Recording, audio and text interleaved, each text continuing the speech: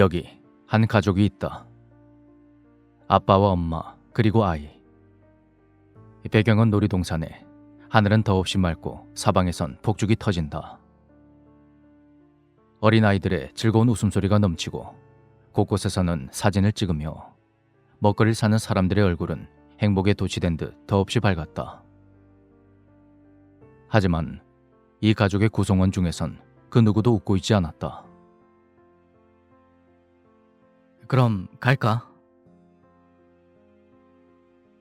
정혁이 말했다.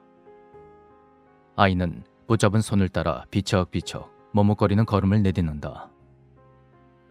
정혁의 아내 수연은 마치 그의 눈치를 보는 듯 보조를 맞출 뿐이다. 정혁 또한 수연의 얼굴을 몰래 훔쳐보며 안색을 살핀다. 지난주 이웃 주민에게 들었던 어떠한 말 때문이었다. 저기 506호 아저씨, 내 이런 참견하는 거 좀 기분 나쁠지도 모르겠는데 혹시 요새 안 사람이 좀 이상한 거 못 느끼나? 해가 지고 퇴근하는 길. 마치 그를 기다렸다는 듯 집 앞을 서성이던 옆집의 할머니가 어렵사리 입을 떼었다. 한 번에 알아듣기엔 너무나 맥락없는 말이라 정혁은 그저 멍하니 그녀의 창백한 얼굴을 바라보았다. 아니, 내가 요새 집에 있으면 자꾸 옆집에서 비명소리가 들려. 그 집에서 아들 하나 키우잖아. 그 애가 막 울고불고 하는 소리가 들린다고. 애가 비명을 지른다고요? 엄마 잘못했어요. 엄마 다신 안 그럴게요 하면서 막 울어. 내가 어지간하면 이런 소리 안 할 낀데 하루가 멀다고 애가 그러니까네 마음이 좀 그렇네. 이게 무슨 귀신 씨나라 까먹는 소린가 하고 듣고 있던 정혁은 마지막이 되어서야 할머니의 아리송한 말을 이해했다. 즉, 가정폭력이 있는 것 같단 얘기였다. 괜한 오지랖을 부려 미안하단 말과 함께 할머니는 곧장 자기 집으로 사라졌지만 한동안 정혁은 멍하니 아파트 복도에 서 있을 수밖에 없었다. 그날 밤 아내도 아이도 잠든 집안에서 정혁은 조용히 아이가 자고 있는 방의 문을 열었다. 스마트폰의 침침한 플래시를 손전등 삼아 살펴본 아이의 몸은 기묘한 멍자국과 붉은 자국 투성이었다. 정혁은 지난 몇 달간 아이의 몸에 드문드문 나타나던 멍을 떠올렸다. 아내의 말로는 유치원에 사이가 나쁜 친구가 있다던가. 그맘때 사내 아이들이 다 그렇지 않냐며 자기가 그쪽 엄마랑 얘기했으니 걱정하지 말라고 수연은 그렇게 설명했다. 회사의 사정으로 본래 살던 곳을 떠나 시골에 내려온 탓이리라 그리 생각했다. 아들은 원래 너무나 유순하고 착한 아이였지만 갑자기 변한 환경 탓에 마음이 불안해져서 이런 일이 일어날 수도 있다고 생각했다. 하지만 그게 아니라면 차마 물어볼 수가 없었다. 당신 혹시 아이를 때리느냐고. 아내가 그럴 리 없다고 생각했다. 아내 수연은 착한 사람이었다. 수더분한 성격에 매사에 친절했고 그 점에 반해서 결혼을 결심했다. 하지만 그녀는 아이를 임신하고부터 조금씩 변하기 시작했다. 남들보다 2배는 넘게 입덧을 했고 본래부터 좋지 않던 체력 탓에 집안에만 있는 날이 늘어갔다. 점점 웃음은 사라지고 짜증과 눈물이 마를 날이 없었다. 정혁은 그것이 그저 보통 일이라 생각했다. 임신이란 게 한 생명을 잉태한다는 것이 그렇게 쉬울 리도 없으니까. 그래서 아내가 하자는 것이면 무엇이든 했고 먹고 싶다는 것이면 눈발을 뚫고서라도 사다 날랐다. 언젠간 아내의 우울이 사라질 거란 믿으며. 하지만 그것은 너무 이른 속단이었다. 아이가 태어나자 이젠 정혁마저도 힘이 들었다. 아들은 수시로 아팠고 밥 먹기를 꺼려했으며 밤이 새도록 울었다. 직장에서 몸이 부서져라 일하고 돌아와도 집은 더 이상 그의 안식처가 아니었고 더는 아내 하나를 달리는 일에 힘을 쏟기가 어려워졌다. 대화가 줄었고 아내는 더더욱 어두운 표정을 하게 되었다. 정상적인 부부라면 대화를 통해서 해결했겠지만 하필이면 마침 그 타이밍에 회사의 점검 명령이 떨어졌다. 정신없는 이사, 밤늦은 시간까지 이어지는 잔업, 1년에 채 열흘도 제대로 쉬지 못하는 엄청난 업무량. 아내가 그를 마중하기 위해 억지로라도 잠을 참아가며 기다리던 것도 1년을 가지 못했다. 대화는 단절되고 아들이 깨어있는 것을 보는 게 손에 꼽을 만한 일이 된 지도 오래. 한 집에 살곤 있지만 그저 그뿐인 나날. 그 치명적인 간극이 마침내 이런 불온한 일을 벌이고 만 것이다. 처음에는 괴로웠고 그 다음으론 분노가 치밀었다. 하지만 정혁 스스로도 자신이 가장으로서 마냥 옳았냐고 묻는다면 캥기는 구석이 많았다. 이러지도 저러지도 못하고 며칠을 보내던 와중 결국 정혁은 회사에 거의 강짜를 부리다시피 해서 휴가를 얻어낼 수 있었다. 그리고 곧장 이 놀이공원으로 찾아온 것이다. 왜 그랬는진 알 수 없다. 어쩌면 아이를 유치원에 보내고 아내와 둘이서 가슴을 터놓고 이야기했어야 할지도 모른다. 하지만 도저히 그 쓸쓸한 집안에서 이야기를 꺼내고 이어나갈 자신이 없었다. 아내도 아내 나름대로 정혁의 태도와 갑작스러운 휴가에 무언가를 눈치챘는지 결국 아침 일찍 차를 타고 여기에 오기까지 두 사람은 거의 아무런 대화도 나누지 않았다. 그들은 정처 없이 놀이공원을 걸었다. 평일인데도 불구하고 제법 많은 사람들이 즐거운 비명을 지르며 나돌아다녔고 그 사이에서 완전히 침묵 중인 세 사람은 평소보다 몇 배는 더 쓸쓸했다. 결국 어떻게든 이야기를 시작해보고자 정혁이 아들에게 말을 붙였다. 아이를 기구에 태워놓고 뭐라고 물꼬를 터보려는 시도였다. 아들, 혹시 뭐 타고 싶은 놀이기구 없어? 한동안 불안한 듯 엄지손가락을 입에 물고 시선을 돌리던 아들은 천천히 오른손을 들어 한 곳을 가리켰다. 저거. 짐짓 쾌활하게 고개를 돌리던 정혁의 몸이 순간 딱 굳었다. 아들이 가리킨 것은 그맘때의 아이들이 좋아할 만한 범퍼카나 회전 목마가 아니라 있는지도 모르게 으슥한 구석에 세워져 있던 검은 저택 같은 것이었다. 아직 공사 중인 시설이니 네가 탈 수 없을 거라고 말하려던 정혁의 눈에 어설프게나마 꾸민 티가 나는 간판이 눈에 띄었다. 악몽의 저택. 그제야 정혁은 아들이 가리킨 검은 저택이 공사 중인 시설이 아니라 놀이공원에 흔한 귀신의 집이라는 걸 깨달았다. 처음엔 차라리 다른 것을 타보면 어떻겠냐고 말하려던 그는 마음을 바꿔 고개를 끄덕이고 말았다. 하기야, 당장 이야기를 꺼내지 않아도 좋을 것이다. 차라리 실컷 놀고 난 아이가 잠이 들었을 쯤 자에 눕혀놓고 밖에서 말하는 게 낫겠지. 그런 생각이었다. 어쩌면 그저 운명의 시간이 다가오는 것을 미루고픈 그런 심리일지도 모르고. 하지만 당연하다면 당연하게도 저택은 어린아이 혼자서 들어갈 수 있는 곳은 아니었다. 두 분씩 입장하실게요. 순간 그들 사이에 맴돈 침묵. 정혁은 고민했다. 습관적으로 아내와 아이만 보내려던 순간 알 수 없는 예감이 든 것이다. 한동안 망설이던 그를 결심하게 한 것은 불안해하는 아이의 눈동자였다. 아빠는 바로 뒤에 따라갈게. 걱정하지 마. 뭘 걱정하지 말라는 건진 본인도 알 수가 없었다. 어차피 먼저 입장한 사람과 뒷사람 사이에는 5분 정도의 간극이 있었기에 바로 따라간데도 별 의미는 없을 거였다.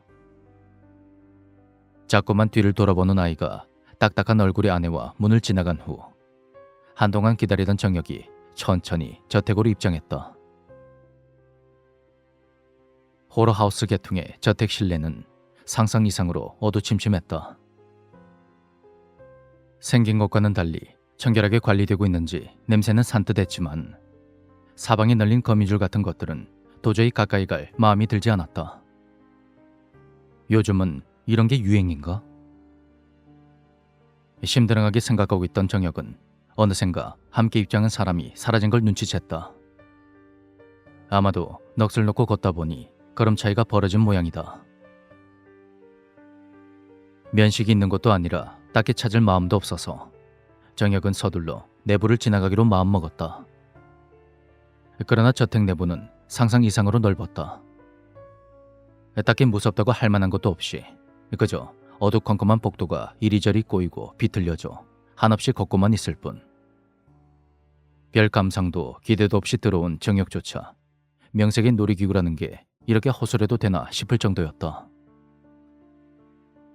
그리고 마침내 입장을 하고 10분쯤이 지났을 무렵 무언가가 보이기 시작했다.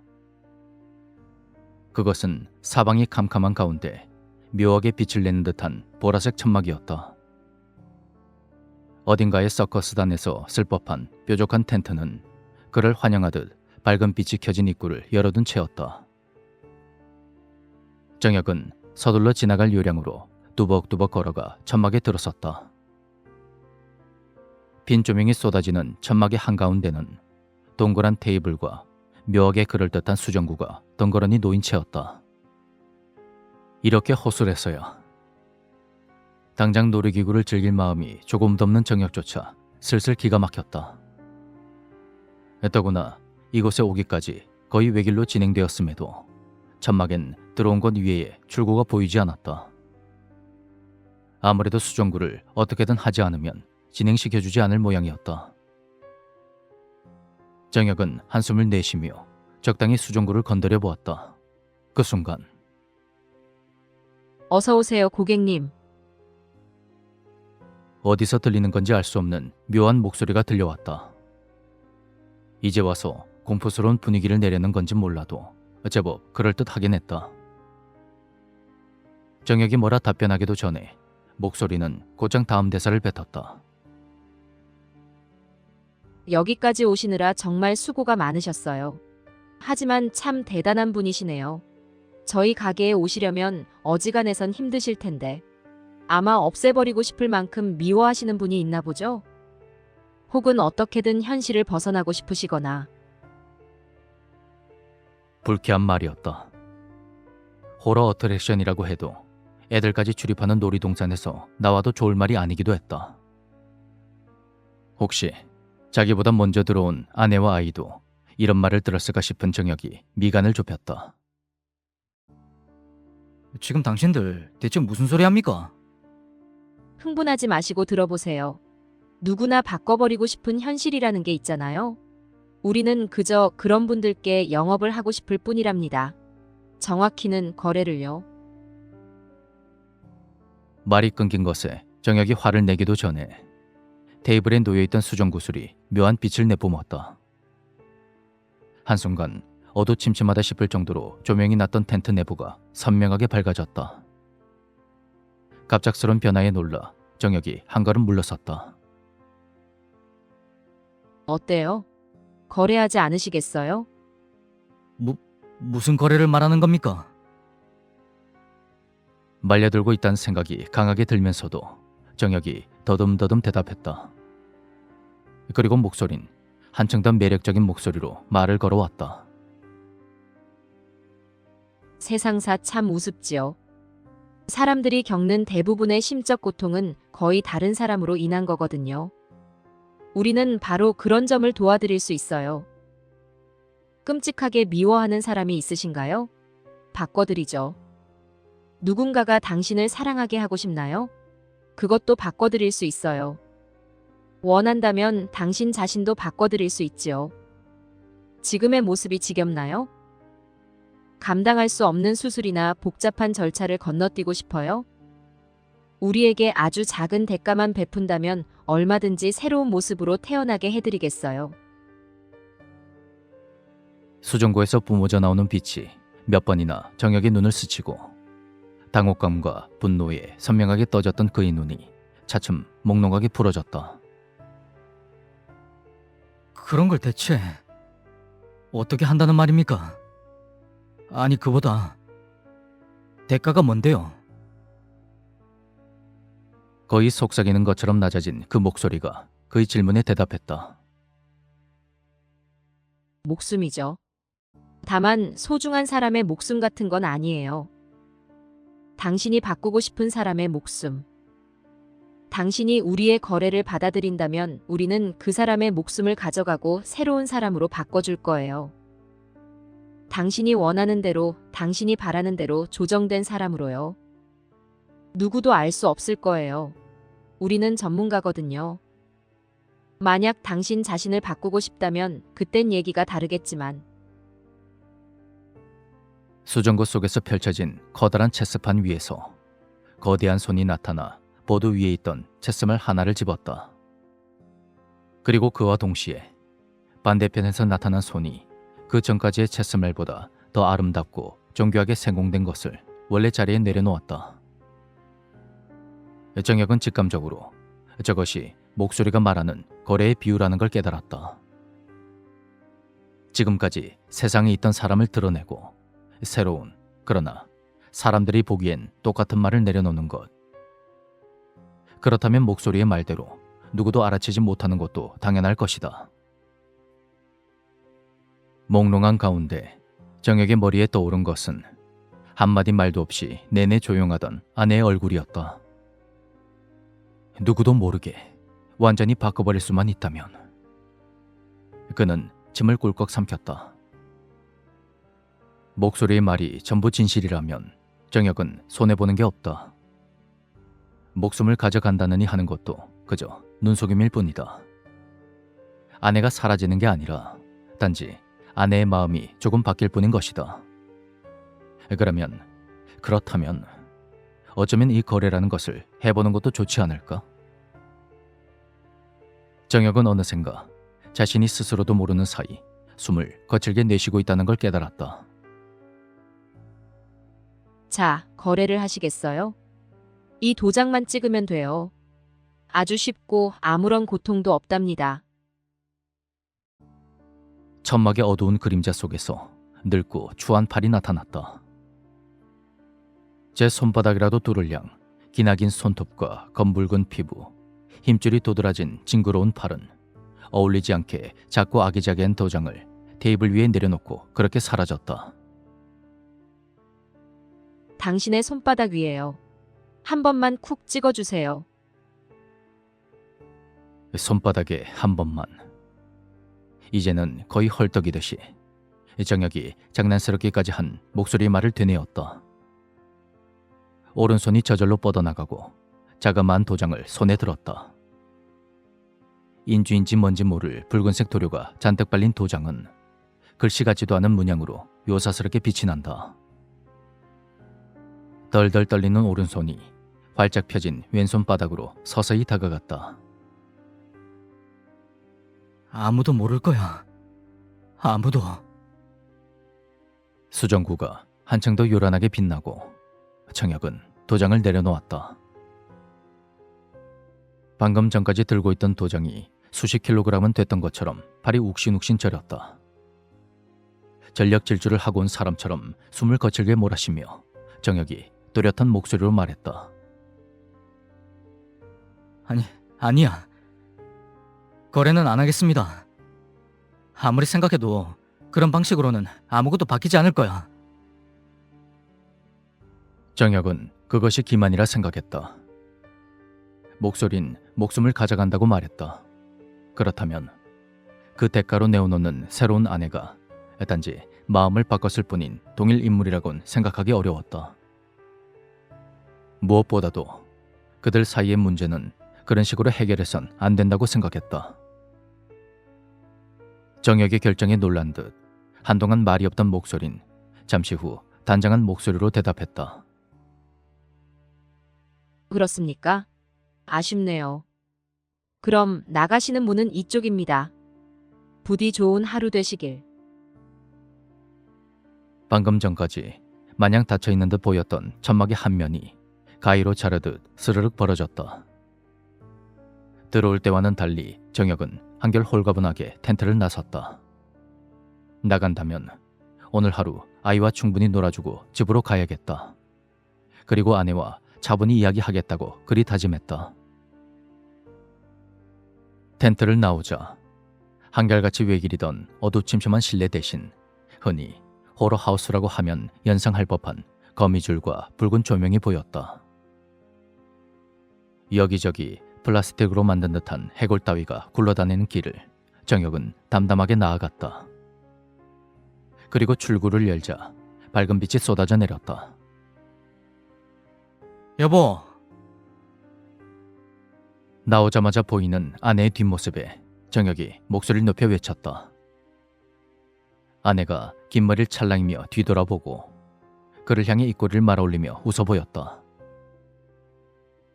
연애하던 시절 이후로 처음 보는, 아니 정혁이 살면서 본 적 없을 정도로 밝은 웃음이었다. 마치 몇 년 전 연애하던 시절로 돌아간 듯 환한 얼굴. 순간 정혁의 머리에 벼락이 내리꽂히는 것 같았다.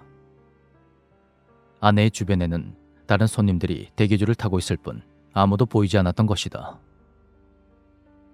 텐트 안에 목소리가 했던 말이 떠올랐다. 원한다면 당신 자신도 바꿔드릴 수 있지요. 지금의 모습이 지겹나요?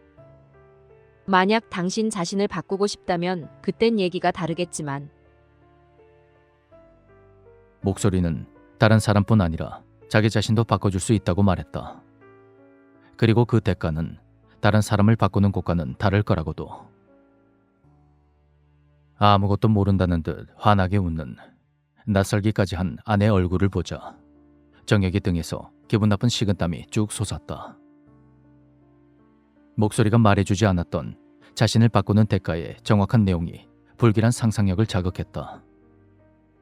어쩌면 대화를 통해 해결해 보리라 마음먹었던 것은 단지 정혁의 생각일 뿐일지도 모른다. 설마. 당신 설마... 다급하게 아내의 어깨를 붙들고 격정적인 말이 쏟아져 나오려던 바로 그때 아빠! 멀찍이서 낯익은 목소리가 들려왔다. 아들이 양손에 소프트 아이스크림을 들고 다가오고 있었다. 심장이 굴러 떨어진 것처럼 타오르던 가슴이 한순간에 확 식었다. 지나치게 놀라는 바람에 쿵쾅대는 가슴이 아플 정도로 뛰었다. 정혁은 안도한 듯 밝게 웃는 얼굴로 달려오는 아들을 안아 올렸다. 아들, 어디 갔었어? 아, 아이스크림 먹고 싶어서. 모처럼 나들이를 왔으니 그런 것도 좋지 않냐며 아내가 빙긋 웃었다. 좀 전까지와는 달리 정혁에게도 낯익은 그런 미소였다. 정혁은 다시금 마음속에서 피어오르는 예쁜 예감에 아내에게 마주 웃어 보였다. 그래, 우리 가족은 아무 문제 없어. 다시 잘해볼 수 있을 거야. 그런 생각이 들었다. 이거는 아빠 거. 아이가 한 손에 들고 있던 콘을 내밀었다. 정혁이 장난스럽게 그것을 와구와구 먹는 척하며 받아들자 아들이 천진난만하게 웃었다. 요 몇 달 동안 가장 밝은 아들의 표정에 정혁의 가슴이 미어지는 듯 했다. 물론 아이스크림을 건네는 아들의 손바닥에 찍힌 낯익은 문양의 붉은 도장 자국을 보기 전까지는 그러했다.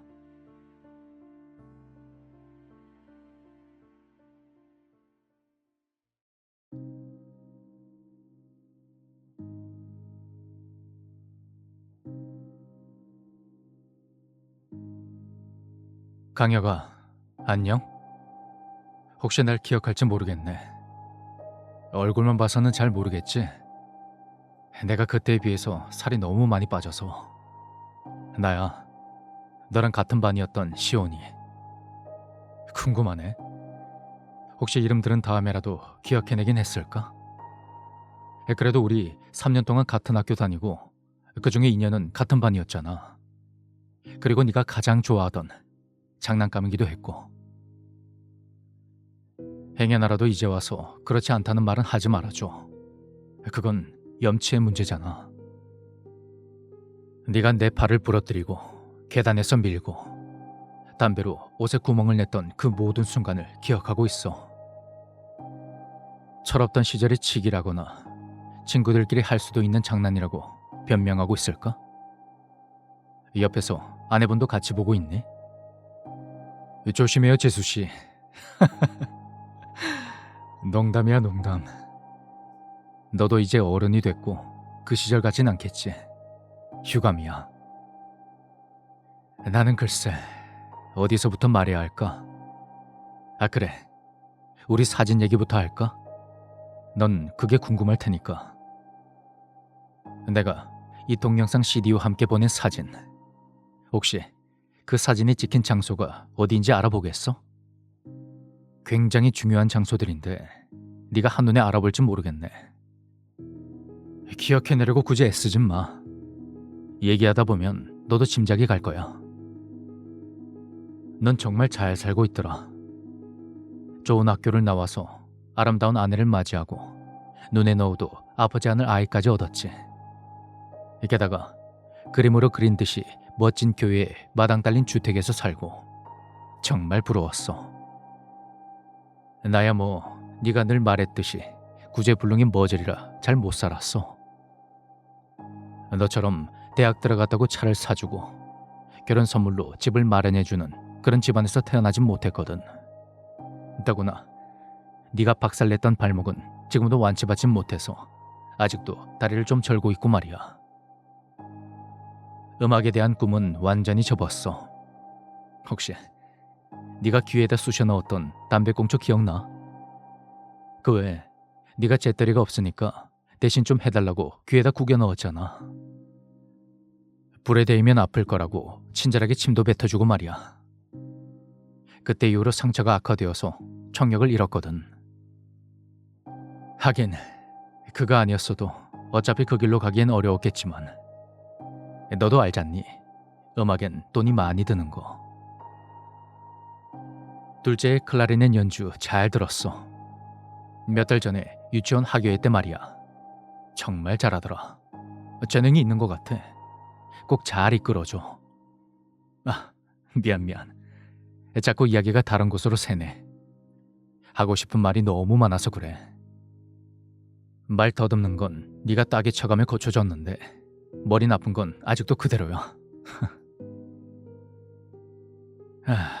우선 가장 중요한 얘기를 해볼까? 희은이, 너희 집 첫째 딸은 내가 죽였어. 물론 너도 실종된 지 7년이 지난 지금까지 살아있으리라곤 생각하지 않지. 걱정하지 마. 이래봬도 나는 너처럼 짓궂게 계속 괴롭히는 데에는 취미가 없어서 한 번에 목을 비틀었으니까 아마 그렇게 아프진 않았을 거야. 재수 씨에겐 참 미안하네. 그때 이미 둘째를 배에 품고 있었는데 용케도 유산하지 않으셨더라. 정말 다행이라고 생각해. 진심으로. 고등학교 졸업한 지 몇 년이나 지났는데 이제 와서 복순이 뭐니 하는 거 좀 우습지? 하지만 어쩌겠어. 이대로 네가 잘 살아가는 거 구경만 할 순 없잖아. 나도 내 손으로 이런 짓 하는 거 너무 슬프고 힘들어. 그런데 세상에는 기적도 마법도 없잖아. 내가 하지 않으면 넌 계속 그림 같은 세상에서 살아갈 거잖아. 다른 생각도 해봤어. 너희 부부를 같이 납치해다가 재수 씨의 사지를 비틀어 볼까? 너 보는 앞에서 2주마다 네일샵에서 손질받는 손톱을 모조리 뽑으면, 필라테스며 보톡스로 팽팽한 얼굴 가죽을 전부 벗겨버리면, 그럼 넌 어떻게 할까? 어쩌면 사과를 했을까? 내가 잘못했다고. 고등학교 시절엔 죽어도 들을 수 없었던 그 말을 내가 들을 수 있었을까? 근데 그런 건 아무런 의미도 없더라고. 네가 사과해서 내 인생이 돌아오진 않잖아. 그런데 말이야, 이런 말 하긴 우습지만 네 딸을 납치해서 죽일 때 그렇게 행복하진 않더라. 통쾌하지도 시원하지도 않았어. 그냥 방금 전까지 따뜻했던 목에서 손을 떼며 기분이 더럽기만 했어. 넌 대체 어떻게 이 감각들을 참았니? 넌 어떻게 이런 기분 나쁜 폭력을 참았어? 손에 달라붙은 열기가 며칠이나 사라지지 않아서 꼭 손에 기름때가 낀 것 같았다고. 정말 너무나 후회했어. 도저히 이럴 순 없었어. 어떻게 얻어낸 기회인데. 얼마나 귀하고 귀한 너의 약점인데 이렇게 아무렇지도 않게 끝난다니. 참 허무하고 눈물이 났지. 네가 정신 나간 얼굴로 거리를 헤매며 전단지를 붙이는 걸 봐도, 임신해서 부풀어 오른 배를 한 재수 씨가 울면서 소리 지르는 걸 봐도 즐겁지가 않았어. 나 정말 오랫동안 고민했어. 대체 내가 왜 이럴까? 아직 네가 몰라서? 자기 때문에 그렇게 애지중지 아끼던 딸의 목이 닭처럼 비틀렸다는 사실을 몰라서 그랬던 걸까? 네가 아무렇지도 않게 내 몸에 가하던 폭력이 네 딸에게 되돌아갔다는 사실을 몰라서? 아니면 옛날 사람들이 하던 말이 옳았던 걸까? 복수는 아무 의미 없다고, 용서하는 쪽이 이긴다던 그 말이 맞았던 걸까? 아니야, 그럴 리가 없어. 거의 반년 가까이 고민한 끝에 난 깨달았어. 내가 이기적이었다는 걸. 이 멍청한 내가 그때까지도 아둔하게 내가 당했던 것만 생각했던 거야. 나 정말 많이 울었어. 내가 갚아줘야 했던 건 내 몫만이 아니었는데 그 사실을 너무 뒤늦게 깨달았어. 혹시 우리 엄마 기억하니? 네가 내 도시락을 먹고 그랬잖아. 이딴 것도 밥이라고 만들어 먹이니까 내가 이런 꼴인 거라고. 그날 네가 우리 집에 왔었지. 엄마가 그때 참 많이 울었어. 우리 엄마가 열심히 만들었던 반찬들, 없는 살림에 콩까지 섞어 지은 밥을 전부 변기에 쑤셔넣고 물도 못 내리게 했잖아. 그리고는 내가 한 짓이라고 말하라고 했었지. 엄마는 내게 사과했어. 엄마가 맛있는 건 못 해줘서 미안하다고, 가난해서 미안하다고 했어. 그건 정말 말도 안 되게 아프더라. 네가 난로에 달군 철사로 내 목을 졸랐을 때보다 더 아팠어. 그리고 네가 날 학교 옥상에 가둬두고 사라지던 그날, 엄마가 집에서 뇌출혈로 쓰러져 죽었다는 걸 알았을 땐 더더욱이 아팠고, 어쩌면 살 수도 있었대. 만약 내가 그때 집에 있어서 병원에 바로 데려갔다면 살았을지도 몰랐대. 난 그때서야 깨달았던 거야. 내가 너에게 갚아야 했던 것 중에는 엄마의 목도 있다는 걸 말이야. 그리고 내가 아직 그걸 갚아주지 못해서 이렇게 미적지근한 기분이라는 걸. 그땐 지난 시절의 나를 원망했어. 네 말처럼 난 진짜 대가리에 든 게 없나 봐. 어떻게 그 사실을 놓칠 수가 있었을까? 그저 나 하나 마음 편하자고 목만 졸라서 죽였을까? 내 이기심과 멍청함이 용서가 안 되더라. 그래선 안 됐어. 그렇게 편하게 보내선 안 됐던 거야. 하지만 이미 때는 늦었더라. 첫째는 이미 죽었고 둘째를 납치하는 건 어려웠지. 넌 거의 히스테리에 걸린 것처럼 애를 단속했으니까. 네 둘째 딸은 너 혹은 재수 씨와 항상 같이 있었으니까. 그렇다고 너희 어머니를 어떻게 하기엔 이미 돌아가신 분이었잖아. 무덤에서 시체를 파내어 두개골을 박살내도 내 자기 만족이지 어떻게 엄마의 복수라고 하겠어. 행여나 둘째를 납치해서 어떻게 한다고 해도 그건 너무 시시하잖아. 이미 네가 겪어본 아픔을 두 번 겪게 하는 건 너무 간단하잖아. 나 정말 많이 고민했어. 지금 이 동영상에서, 그래, 이런 동영상에서조차 말하기가 무서울 정도로 끔찍한 상상을 많이 했어. 감히 그런 상상을 했다는 사실만으로도 지옥에 떨어져도 할 말이 없는 그런 생각들을 했어. 어떻게 해야, 대체 어떻게 해야 네가 남은 평생을 저주와 고통 속에 살다가 죽을까? 그리고 그 결과가 바로 네가 지은 사진들이야. 이제쯤 눈치를 챘을까? 첫 번째 사진은 짐작하기 어려울지 모르겠네. 오히려 익숙한 장소라서 더더욱. 그래, 너희 집 마당이야. 정확히는 너희 집 마당에 심은 사과나무 바로 아래지. 그 외 둘째 딸이 태어났을 때 심은 그것 말이야. 정말 낭만적이라고 생각해. 아이와 함께 나이를 먹는 사과나무라니. 꼭 드라마나 영화에 나올 것 같잖아. 두 번째 사진은 쉽지. 너한테도 익숙한 장소일 테니까. 맞아.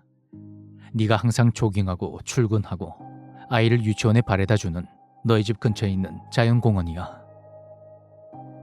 세 번째는 못 맞출 거라 생각해. 벌써 10년 넘게 지난 장소인데 기억하기도 어렵겠지. 기억하니? 정확히 14년 전에 네가 재수 씨와 함께 평생 행복하게 살겠노라 말했던 야외 결혼식장이야. 포도나무와 덩굴이 자라고 5월에는 딱 한 팀의 부부만 받는 그런 곳. 어쩌면 넌 그렇게나 머리가 좋은지 모르겠어. 나라면 아무리 돈이 많아도 이런 근사한 생각은 잘 못할 텐데. 네 번째는 전혀 모를 테니까 내가 말해줄게. 너희 둘째가 태어난 병원의 화단이야. 비싼 병원은 다르더라. 들어가는데 그 어느 때보다도 힘들었어. 하긴 나 같아도 나처럼 수상하게 생긴 사람 쉽게 들여보내주진 않겠지. 이쯤 되면 눈치챘겠지. 네 첫째 딸 희윤이는 그 네 곳에 묻혀 있어. 일부러 네가 고르고 골라 준비한 낭만적인 일생의 순간마다 말이야. 나눠놓은 것만 봐도 알겠지만 그렇게 멀쩡하진 않아. 살이나 근육 같은 것은 진작에 썩어 없어졌지만 뼈라는 것도 일일이 나누려면 손이 정말 많이 가더라고. 난 이제야 좀 시원한 기분이야. 물론 이것만 가지고는 너의 남은 생이 박살나진 않겠지. 하지만 넌 떠올리게 될 거야. 결혼 기념일마다, 사과나무가 눈에 띌 때마다, 공원을 걷고 둘째 딸을 볼 때마다 나를 생각하겠지. 네가 학창시절 저지른 일들을, 네 인생에서 숨쉬듯이 자연스러웠을 악행을, 기억할 가치조차 없어서 잊고 살았던 그 모든 것들을 뇌에 새기겠지. 제발 부탁이니까 살아줘. 꿋꿋하게 살아줘. 어디든 아프지도 말고 다치지도 말고 둘째 딸이 결혼을 하고 손주를 볼 때까지 건강하게 살아줘. 그리고 그때마다 생각해줘.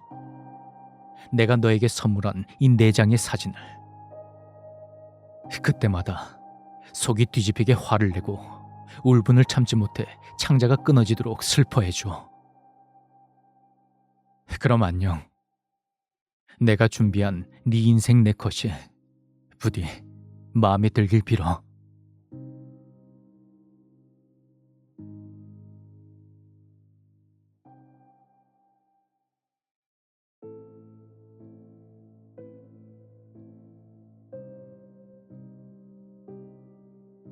이번 주만 벌써 2번째다.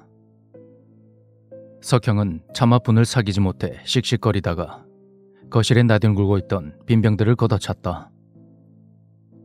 쨍그랑 소리와 함께 빈 소주병의 파편이 어질러진 현관에 나뒹굴었다. 방금 전까지 거기서 시시덕거리던 머저리들의 얼굴을 떠올리자 도저히 가라앉히기 어려운 우라가 가슴에 치밀었다. 대체 뭐야? 좀 어질러졌고 관리가 좀 안 됐기로서니 멀쩡한 집에 들어와서 흉관이 뭐니? 이 연병을 새끼들. 그래, 어느 정도는 인정한다. 그의 집은 엉망진창이 되었다. 언제부터였을까? 마누라가 집을 나가고부터? 아니면 그가 실직하고 난 다음부터? 딱 집어 언제부터였다고 말하긴 어렵지만 석형이 삶의 의욕을 잃어버린 뒤로 청소기는커녕 빗자루 한 번 쓴 적이 없으니 남들 보기엔 흉가 같겠지. 허구한 날 깡소주로 밤을 지새운 까닭에 바깥 출입이 없었으니 오해할 만도 하다. 그러니까 그의 집은 어느샌가 유명한 흉가라고 소문이 난 것 같았다. 석형은 아직도 처음 들어왔던 얼간이들의 얼굴을 기억한다. 남녀 한 쌍으로 이루어진 그들은 석형이 안방에 있는 사이 멀쩡한 남의 집에 신발까지 신고 쳐들어왔다. 불 꺼진 거실에서 생전 듣도 보도 못한 목소리가 들리기에 나가보니 웬 일면식도 없는 남녀가 기묘하게 생긴 네모난 기계를 들고 거실을 서성대는 게 아닌가.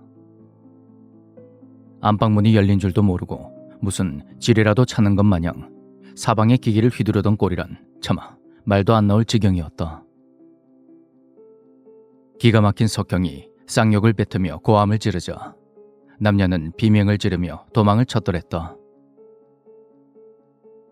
그때 그 연놈들을 그냥 보내는 게 아니었는데 아주 요주를 내놨어야 했는데.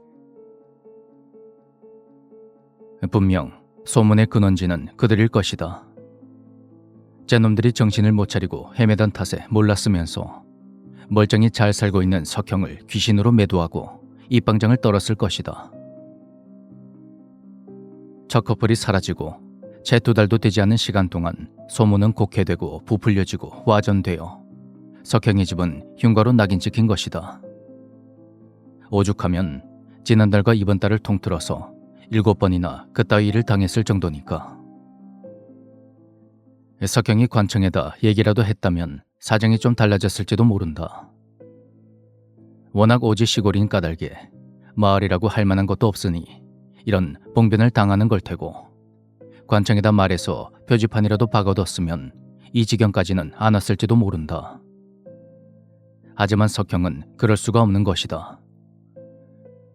이 집이 아직 흉가는 아니지만 곧 그렇게 될 예정이기 때문에 그러했다. 정확히 말하자면 그가 조만간 목을 맬 예정이기 때문에 그러했다. 간신히 시근덕거리는 걸 참고 석형은 안방의 문을 열었다. 거실보다야 좀 낫지만 곳곳에 나뒹구는 빈 소주병이며 널브러진 쓰레기들이 가득한 방. 그 한가운데 전등갓에 메인 플라스틱 줄이 보였다. 딱 사람 머리가 지나가면 알맞을 만한 둥근 고리가 달린 그것이 석형의 눈에 아롱아롱 흔들렸다. 20년을 매진해온 직장에서 사소한 실수로 잘리고 퇴직금도 받지 못해 쫓겨났을 때는 그래도 괜찮았다. 아직 젊으니까. 요즘엔 40대 중반의 나이도 젊은 축에 드니까. 교통비를 포함해서 매달 15만 원으로 생활하며 악착같이 돈을 모았으니 치킨집이라도 내볼까 희망적으로 생각했었다. 물론 그 부푼 꿈은 석형이 은행을 찾아갔을 때 산산이 박살나버렸다. 마누라가, 그 빌어먹을 마누라가 매달 석형이 날라다주는 월급을 쌓아두긴커녕 지친정에 날름날름 넘겨줬단 사실을 알게 된 것은 퇴직한 다음 날이었다. 원래도 썩 변변한 여자는 아니었다. 착하고 순했지만 그저 그뿐이었다. 딱히 오래 다닌 직장도 모아놓은 돈도 없었으며 그런 주제에 제 가족은 끔찍이도 생각했다. 날 때부터 다리를 절었던 자기 동생이 해달라는 거라면 지 간이라도 뽑는 신용을 하던 그런 여자였다. 장인 장모라는 것들은 그 멍청함을 우애라고 생각해 기특해했고 심지어는 이용해 먹기도 했다. 사실 신혼까지만 해도 석형 또한 그렇게 생각했으니 남 흉볼 것도 없지만, 그래서 제 남동생이 너무 가여워서 제 간도 심장도 뽑아줄 것처럼 아껴서 마누라는 석형의 월급을 죄다 그 밑빠진 독에 들이부은 것이다. 어쩐지 타고나길 돈 버는 재주력은 없는 친정이 허구한 날 사업을 벌린다 했다. 처남이 차렸던 중식당과 맥주집과 기사식당의 자본금이 모조리 자기의 월급이었다는 사실을 알게 된 순간 석형은 온몸의 피가 땅 밑으로 빠져나가는 걸 느꼈다. 다음 계단인 줄 알고 밟으려던 것이 낭떠러지였다는 사실을 너무 뒤늦게 깨달았다. 석형이 넋이 나가 집으로 돌아왔을 때는 알뜰하게도 퇴사 사흘 전에 들어온 지난달 월급까지 싹싹 긁어 모은 마누라가 제 친정 식구와 함께 사라진 뒤였다. 아껴 입느라 나프탈린 냄새가 밴 석형의 고급 정장까지도 사라졌다는 걸 알았을 땐 오히려 웃음이 터졌다. 그날로 석형은 망가졌다. 도저히 어떻게 해볼 궁리가 솟아나지 않았다. 넉넉지 않은 벌이에 모아놓은 돈도 없이 집부터 구하느라 대출은 이미 최대 한도로 땡긴 상태였다. 아직도 갚을 날이 멀었는데 어디서 더 돈을 구할까? 아직도 젊다고 생각했던 나이는 특히나 치명적인 걸림돌이었다. 하다못해 공사판 막노동에도 몸쓰는 일 해본 적이 없는 중늙은이는 일자리가 없었다. 뭐라도 해보겠다고 사회에 달려들어 봤지만 지금 그에게 남은 것은 술독에 빠져 으깨어진 몸뚱이와 다 구겨진 1,000원짜리 몇 장뿐이었다. 그때 석형은 깨달았다. 아, 내가 죽을 때구나. 그런 차례가 되었구나. 그런 게 아니라면 세상이 나에게 이럴 순 없다고 생각했다. 망가진 몸뚱아리라도 저절로 죽어지진 않아서 남아있던 돈으로 플라스틱으로 된 예초기 날줄과 소주를 샀다. 술을 진탕 마시고 덜덜 떨리는 손으로 형광 녹색줄을 풀어 매듭을 지었다. 낡은 천장을 주먹으로 몇 번이나 때려서 부숴버리고 대들보에 끝을 매달았다. 전등 바로 옆에 매달린 인생의 탈줄구를 멍하니 바라보며 안주도 없이 깡소주를 들이붓고 울고 화내고 비명을 지르고 몸부림을 치다가 마침내 머리를 고리에 끼워 넣었다. 술기운에 비틀거린 다리가 의자를 놓치고 드드득하는 소리와 함께 목에 살꺼죽이 단숨에 조여들었다. 목젖을 짜내기라도 할 듯 거칠게 줄이 좁혀들고 혓바닥이 구역질처럼 치밀어 입 밖으로 뱉어진 바로 그 순간 거실에 그 연놈들이 나타났던 것이다. 처음에는 그렇게 화도 나지 않았다. 어차피 곧 석형은 사라질 것이었고 주인 없는 집에 누가 들락거리건 딱히 상관도 없었다. 오히려 그들이 때를 맞추지 못했다며 너털 웃음을 터뜨리기도 했다. 차라리 자기가 목을 맨 다음 인생 망한 40대 중반의 중늙은이에서 대들보에 목을 맨 무기물이 되었을 때 찾아왔더라면 재밌었을 텐데. 사람이 목을 메고 죽은 진짜 백이 흉가가 되어서 소문이 나건 말건 상관도 없었을 텐데. 그렇게 생각하고 말았다. 하지만 방문자들의 타이밍이 문제였다. 그들은 마치 짜게라도 한 것처럼 석형이 술을 들이키고 마침내 최후의 용기를 발휘하여 고리에 목을 끼워 넣는 순간에만 찾아오는 것이다. 첫 번째 커플 때도 그랬고 그 뒤로도 몇 번씩이나. 석형이 이토록 화가 나는 것은 그것 때문이었다. 자기더러 죽으라고 아주 고사를 지내던 세상이 이제 지들 소원대로 죽어주겠다니까 이딴 식으로 회방을 놓는 것이다. 형광 연두색 고리에 네 번째 목을 넣었다 뺐을 때는 도저히 분을 참지 못해 악을 쓰기도 했다. 죽으라더니 나가 죽어버리라고 나를 몰아세우더니 이런 식으로 방해하는 게 어딨냐고 하늘에 사대질도 했다. 줄을 목에 걸고 이제 의자만 걷어차면 되는데 그럴 때마다 거실에서는 소리가 들려오는 것이다. 여기가 그 흉가라며. 그래, 맞아. 아주 악독한 귀신이 나온대. 처음에는 소리만 내어 쫓아냈다. 다음에는 악다구니를 질렀고 그 다음엔 아이 옆에 있던 빈 소주병을 던졌다. 제발 꺼지라고, 영영 사라져버리라고 폐악질을 부렸다. 그들이 사라지고 곧장 목을 매면 좋을 텐데 그럴 수도 없었다. 사람이 자기 목숨을 끊겠다고 마음을 먹는다는 게 도저히 쉬워지질 않았다. 애초부터 마음이 약했던 석형으로서는 술기운내로도 빌리지 않고서는 무리였다. 그래서 아직도 죽지 못하고 있다. 막 진입자를 쫓아낸 지금도 술기운이 싹 가시게 겁이 났다. 하마터면 성공할 뻔한 첫 시도 이후로 저 연두색 고리에 머리를 디미는 일이 미치도록 두려웠다. 결국 석형은 이번에도 죽지 못하고 오물로 범벅이 된 침대에 다시 누웠다. 다음에 깨어날 적이면 제발 아무도 오지 마라.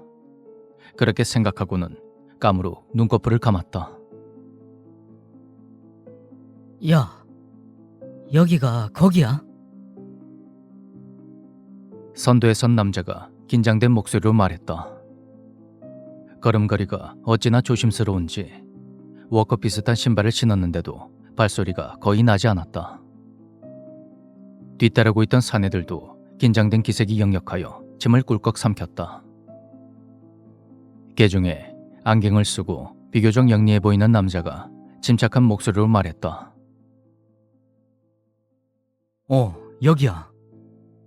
자기 와이프를 목 졸라 살해하고 예초기 와이어에 목을 맨 함석형 생가. 그의 말에 그렇지 않아도 겁먹은 얼굴을 하고 있던 일행이 창백하게 질렸다.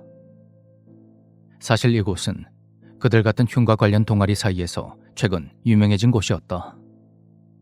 함석형, 1990년대에 사망한 범죄자. 당시 이곳 근처에 있던 자그마한 농기구 회사에 재직 중이었으나 돈을 벌겠다고 찾아온 여직원에게 몹쓸 짓을 저지르고 해고당한 남자였다. 그것도 모자라서 평소에도 습관적으로 가정폭력을 휘두르던 그는 회사에서 해고당한 이튿날 아내를 포함한 친정 식구를 모조리 목졸라 죽이고는 자살한 시체로 발견이 되었다. 애초부터 상당 부분 융자가 잡혀있던 집은 물론 당장에 은행 경매 매물로 나왔으나 입지도 좋지 못한 데다가 흉흉한 사건이 있었던지라 누구도 사질 않았다. 와씨, 실내는 엄청 으스스한데. 조심해. 지난번에 한 번은 집 밖에서도 목격된 적이 있다는 것 같으니까. 선도의 남자가 사방으로 스마트폰을 비추었다. 플래시가 집안에 가득 찬 먼지 탓에 하얀 고깔처럼 보일 지경이었다. 집주인이 죽어버린 후 누구의 손도 타지 않고 방치된 집안은 그야말로 엉망진창이었다.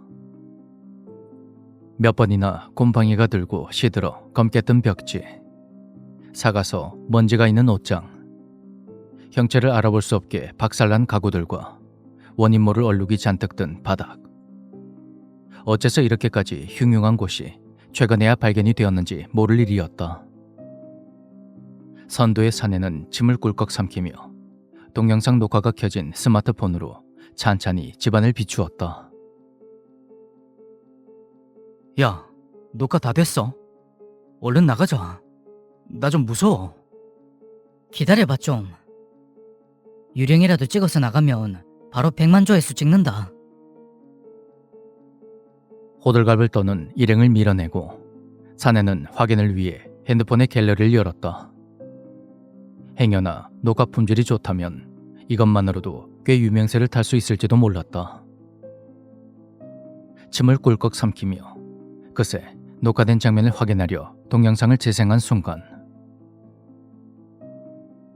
나가.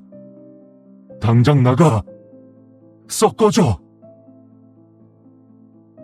스마트폰의 스피커에서 형용할 수 없이 거친 목소리가 터져 나왔다. 이렇게나 조용한데 바로 뒤에서 침을 삼키는 소리조차 들릴 정도로 고요한데 동영상 속에서는 마치 천지가 뒤흔들릴 것처럼 거친 욕설이 쉴 새 없이 뿜어져 나왔다. 이해할 수 없는 사태에 어리 빠진 사내가 동영상 속 소리가 들려오던 안방 쪽을 향해서 스마트폰에 플래시를 비춘 그때 나가. 어느새 열린 안방문 안쪽에서 무시무시한 폭음이 쏟아졌다. 이제는 색마저 빠진 노란 플라스틱 줄을 목에 감고 목이 졸려 퉁퉁 불어터진 기괴한 형상의 사내가 괴성을 지르며 그렇게 달려들었다.